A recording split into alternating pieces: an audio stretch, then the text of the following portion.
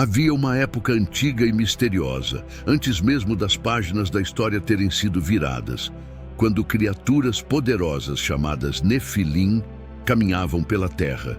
Eles eram os filhos da união proibida entre os anjos caídos e as filhas dos homens, seres híbridos de uma magnitude sobrenatural.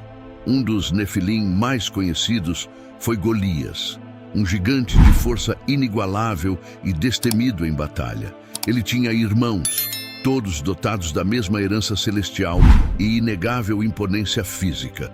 Os irmãos de Golias eram tão formidáveis quanto ele, mas suas histórias não foram tão amplamente conhecidas.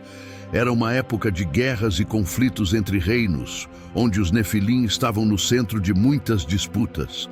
Golias e seus irmãos lideravam um exército de gigantes, temidos e reverenciados por suas habilidades únicas e estratégias imponentes.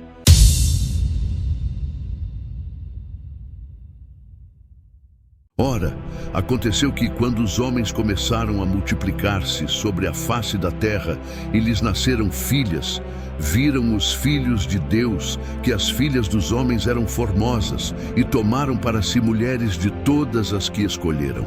Então disse o Senhor: não contenderá o meu espírito para sempre com o homem, porque ele é carne, mas o seu tempo será 120 anos. Naqueles dias estavam os Nefilins na terra, e também depois, quando os filhos de Deus possuíram as filhas dos homens, e estas lhes deram filhos. Esses Nefilins eram os valentes, os homens de renome, que houve na antiguidade. A interpretação desses versículos pode variar de acordo com a tradição religiosa e as crenças individuais. Alguns acreditam que os filhos de Deus, mencionados na passagem, são anjos ou seres espirituais, e as filhas dos homens são mulheres humanas. A união entre eles resultou na raça dos Nefilins, que eram considerados poderosos e renomados. Essa passagem é objeto de interpretação e debate entre estudiosos da Bíblia e teólogos. E diferentes tradições religiosas podem ter interpretações variadas sobre o significado e a natureza dos Nefilins. Alguns acreditam que os Nefilins eram seres gigantes ou de estatura anormal, talvez resultado da união entre seres celestiais, os filhos de Deus, e humanos, as filhas dos homens. Essa interpretação é baseada em descrições posteriores na Bíblia que mencionam gigantes, como os anaqueus e os emitas.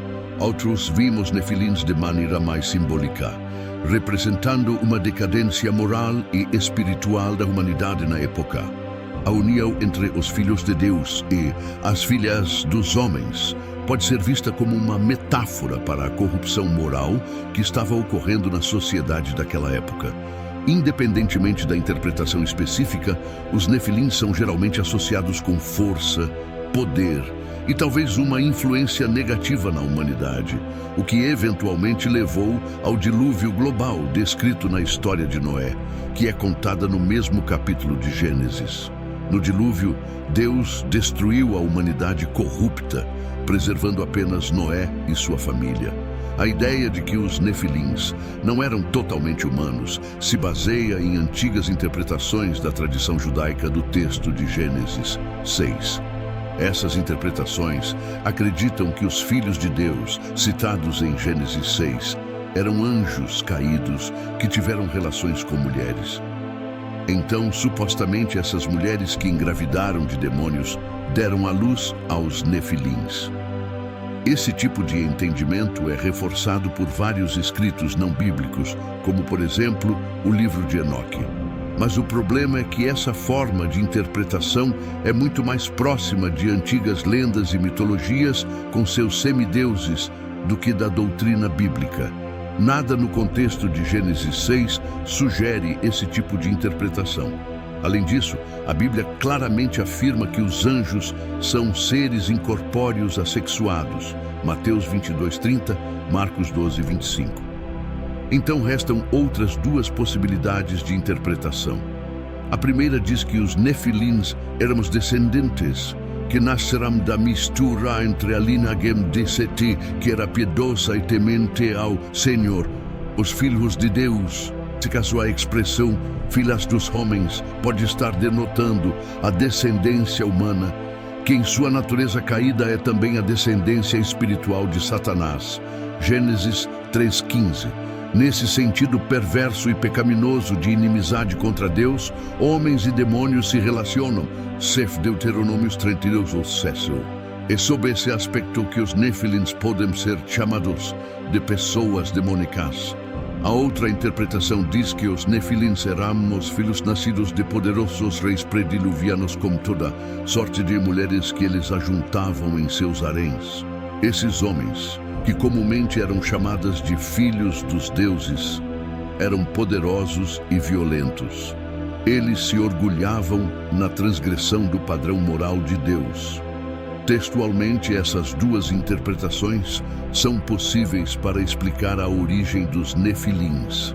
Embora aquela que diz que os Nefilins eram os descendentes da mistura das linhagens de Sete e Caim, parece se harmonizar melhor ao contexto imediato, que justamente contrasta a descendência piedosa de Sete e a descendência amaldiçoada de Caim.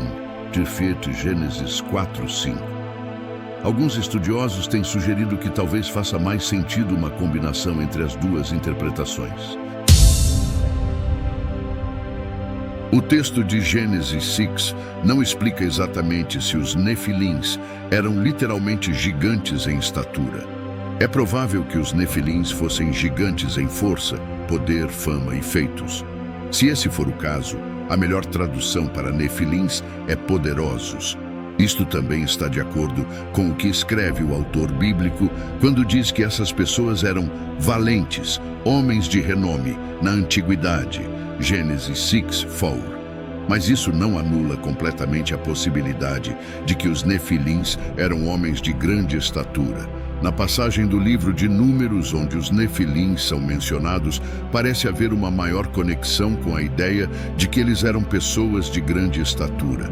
De fato, há na Bíblia o registro de vários gigantes que habitavam a região de Canaã. O exemplo mais conhecido é o gigante Golias, que tinha aproximadamente 3 metros de altura. Seja como for, os Nefilins citados no livro de Números não possuem qualquer ligação com os Nefilins de Gênesis 6 que morreram no dilúvio. Isso também significa que se os Nefilins fossem realmente filhos de anjos caídos com mulheres, então após o dilúvio, esse mesmo tipo de relacionamento voltou a se repetir. Mas é claro que essa ideia não encontra qualquer apoio bíblico.